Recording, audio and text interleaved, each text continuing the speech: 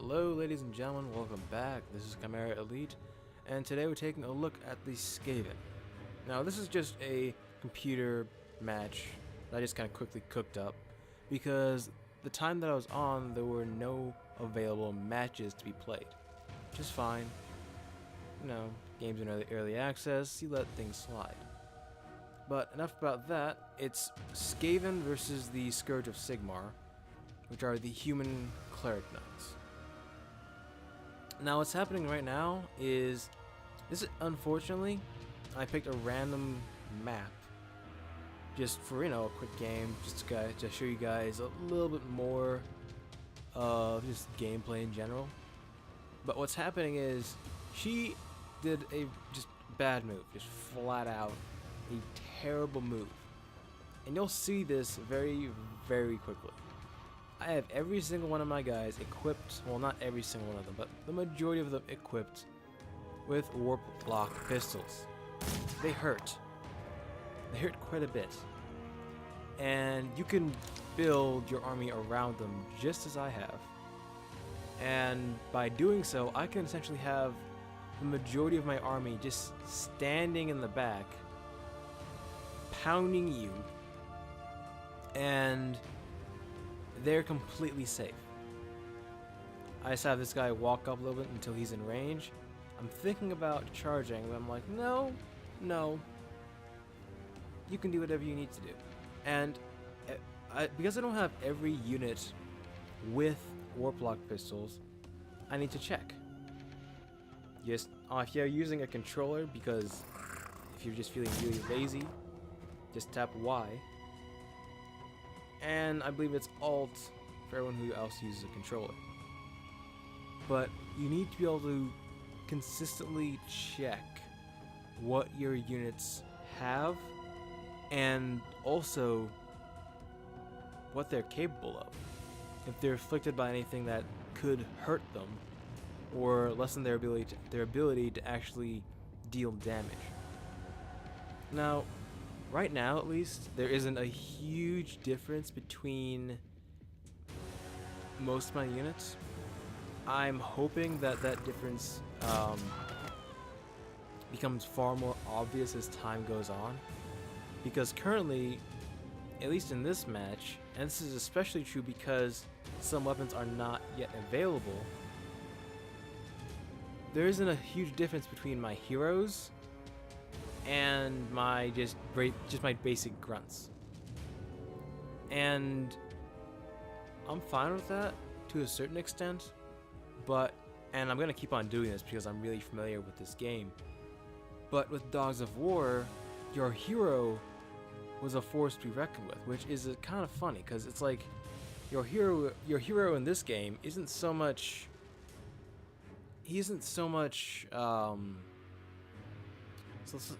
something to be feared, but far more something to be, I don't know, just kind of avoided.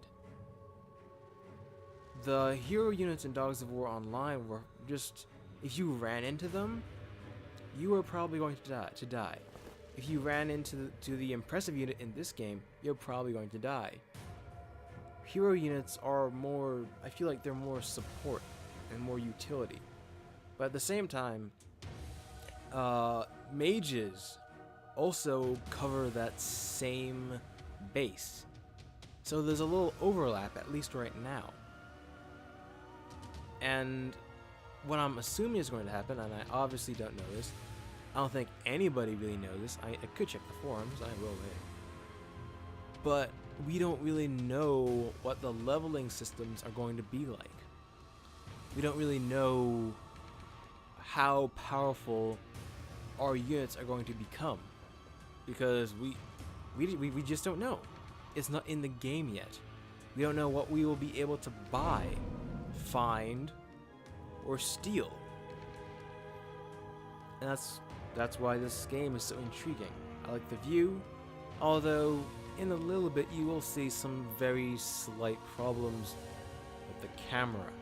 I would like to be able to either unlock the camera while it's not my turn and just kind of fly around and see what I can see, because having my face stuck on a wall locked onto my rat ogre is a little bit annoying right now. Now, rat ogre is just gonna run up, and this is why the rat ogre is so powerful, but at the same time so vulnerable. And I don't mean vulnerable in the fact that you can kill him easily. You flat out cannot kill him easily. She got a critical hit. She dealt about 50 damage to him. He hits her twice, kills her, moves along. What I mean by vulnerable is more unreliable. Because, as you saw, he has a 62% to pass his turn. A 62%. So essentially, 2/3 of the time when he would have gone, he just sits there scratching his head. It's a bit of a risk. And I'm probably going to continue to main Skaven, but on my list of guys that I want to get, just warbands that I want to get good with, are the Skaven, Chaos, the Scourges of Sigmar, and the Mercenaries.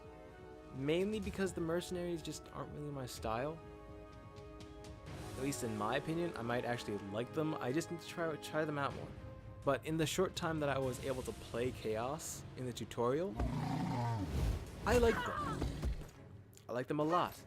I like being able to essentially just grab a unit and have my Chaos Sorcerer just grab him and say, hey, you, do this, hit him. And I'll just be like, okay, I'm just gonna slap this guy a few more times. He gets essentially another attack. And that guy, all of these guys, as far as I can tell, are base level, which is amazing. Amazing, because that just flat out allows us so much more room to grow. And that's one huge thing that was really difficult in Dogs of War Online. In Mordheim City of the Damned, we have no idea what the developer, well, we have some idea, but we don't have any specific idea what the developers have in mind.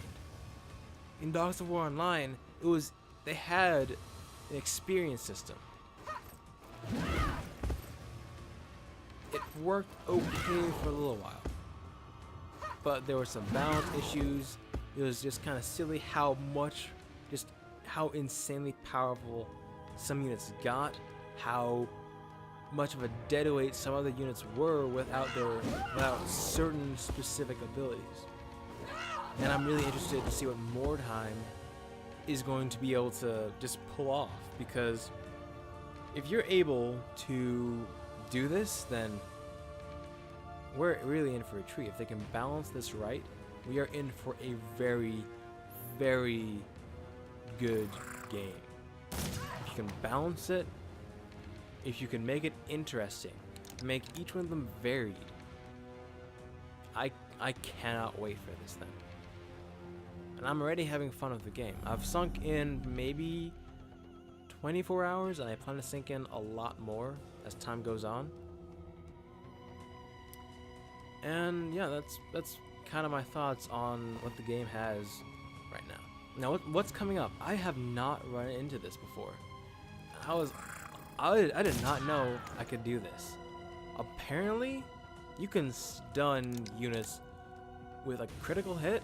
That's what the yellow text does. The yellow numbers, at least. I did not know you could actually stun enemy units by shooting them. And it essentially makes every single attack against her, I'm not sure if it's a 100% chance to hit, but the chance to hit is greatly increased, which essentially grants me full reign to just wail on her and just tear her to shreds, which is fantastic. And right now my hero's up. Could you really tell? Only way you can tell is because his symbol next to his health bar and how many more action and movement points that he has compared to his fellow rats, or Skaven. They're rats. They're just giant, magical, mutated rats.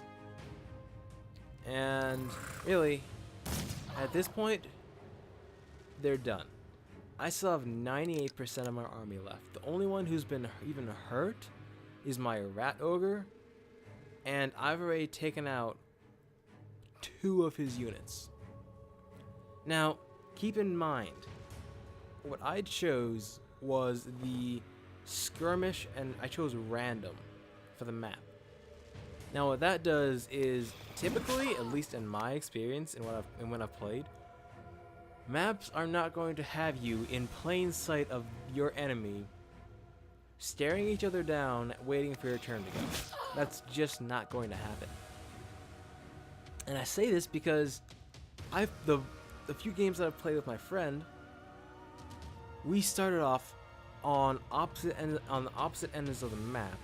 We only knew one thing about each other: where our enemy's wagon was. The wagon, I could probably care less about it, at least right now. It doesn't really have any strategic importance to me. What is important about the wagon is that your units are placed by the computer around that wagon, so they have a general idea of which direction you are. If they didn't, then it would just be you would be spawning on one side of the map, your enemy would be spawning on the other, and the entire game would be spent just being like, just skulking in corners, wandering around, being like, where is he? I think I heard something, but I'm not sure if I poke your head around the corner, ambush stand, shoot 3 Skaven, run out, stab you to death, run away. Oh shit. That actually can happen, because even if you know which general direction your enemy is in, they can still do that. They can still flank around and be a general annoyance. Now, at this point in the match, it's over. It's even more over than it was before. Because here's the thing. Impressive units counter impressive units. Flat out. That is what they do. The best way to deal with an impressive unit is to bring your own impressive unit into the fray. That's it. You might be able to overwhelm an impressive unit just by sheer numbers, but you're just flat out going to take heavy losses. Heavy losses. And what I did, and this is I got very lucky with that stun, I just focused down the impressive unit. Because the impressive unit can take down one of my Skaven, just like my Rat Ogre can take down one of his units, one of his clerics, in one turn. Just about every single turn. That's dangerous. His units have to band together against each other, essentially. 2-on-1, 1-on-2, however it goes. You cannot just have your impressive unit die. Your impressive unit and your hero are your 2 top priorities to protect.